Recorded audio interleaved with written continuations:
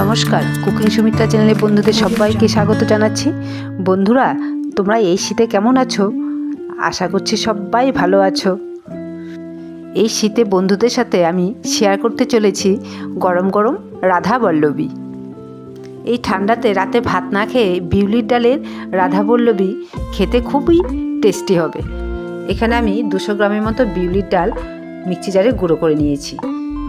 গুঁড়ো করে নেওয়ার পরে আমি একটি মিক্সিং বলে ঢেলে দিলাম। গুঁড়োটি বেশি মিহি হবে না, একটু দানা দানা থেকে যাবে। এখন আমি রাধাবল্লভীর ভেতরের পুরের জন্য কিছু মশলা করে নেব। এখানে আমি মৌরি, জিরে আর জোয়ান দিয়ে দিলাম, দিয়ে ভাজা ভাজা করে আমি মিক্সিং জারে গুঁড়ো করে নেব। এখন আমি এইদিকে একটি মিক্সিং বলে 1 বাটি ময়দা নিয়ে নিলাম। বন্ধুরা, এই রেসিপিটি কিন্তু ময়দা দিয়েই করতে হবে।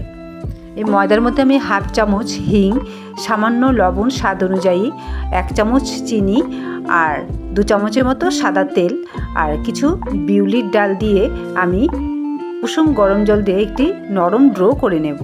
অল্প অল্প জল দিয়ে এখানে মেখে নিতে হবে, আগেই একবারে জল দেওয়া যাবে না। আমার ড্রোটি হয়ে গেছে, ওপরে আমি একটু সাদা তেল দিয়ে মেখে রাখবো। বন্ধুরা, আমি যে ভাজা মশলাগুলি করে রেখেছিলাম সেগুলো এখন গুঁড়ো করে নেব। এদিকে আমার ওই আটার ড্রোতে আমি এখন ভাজা মশলা আর বন্ধুরা একটু ভুল হয়ে গেছে আমার, এটা আগে শুকনো আটার মধ্যে দিয়ে মেখে নিতে লাগতো। এখন আমি ভাজা মশলা আর ওই আদা পেস্ট দিয়ে আর একটু মেখে নিলাম। আর কড়াইতে আমি 1 চামচের মতো হিং দিয়ে দিলাম, আদা বাটা আর ওই বিউলির ডালগুলো গুঁড়ো করে রেখেছিলাম সেগুলো দিয়ে আদা আর হিঙের সাথে ভালো করে মিশিয়ে নেব। বন্ধুরা, একদিন বাড়িতে রাতে ডিনারের জন্য এই রাধাবল্লভীটি তৈরি করে খাবেন, খুবই ভালো লাগবে। আমি স্বাদ অনুযায়ী লবণ আর 1 চামচ চিনি দিয়ে দিলাম। চিনিটা একদমই অপশনাল, আপনারা দিতেও পারেন। আর কিছু ধনেপাতা কুচি আর ভাজা মশলা দিয়ে আমি আরেকটু নাড়াচাড়া করে নেব। এখন আমি এখানে সামান্য জল দিয়ে একটি ড্রো করে নেব। এই ড্রোটি হলো রাধাবল্লভীর জন্য পুর বানিয়ে নিলাম। বন্ধুরা, এই ভিডিওটি শুরু থেকে শেষ পর্যন্ত দেখে যাও, তাহলে বুঝতে পারবে। ডোটি আমার এরকম হলো, এরকমই হবে, ভেতরে পুরটা ঢুকাতে হবে। তো এখন আমি এই ডোটি আর একটু মেখে নেব, মেখে লেচি করে নেব। লেচিটি মিডিয়াম সাইজের করব, একটু মোটা মোটা করে নিতে হবে। তো রাধাবল্লভী ঠিক এইভাবে গোল গোল করে ভেতরে ওই পুরটি দিয়ে দিলাম, দিয়ে মুখটা ভালো করে বন্ধ করে দিতে হবে।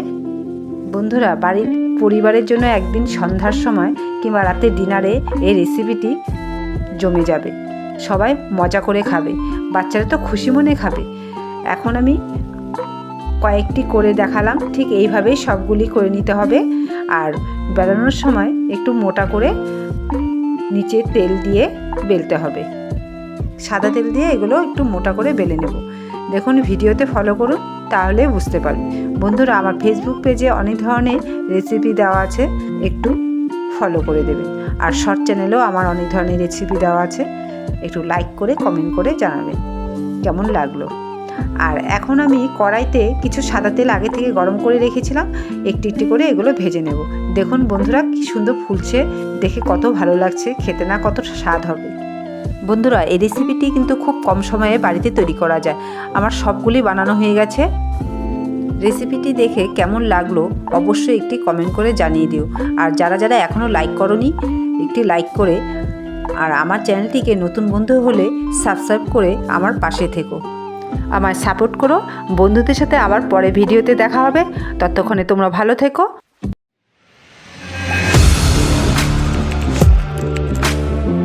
Audio Jungle.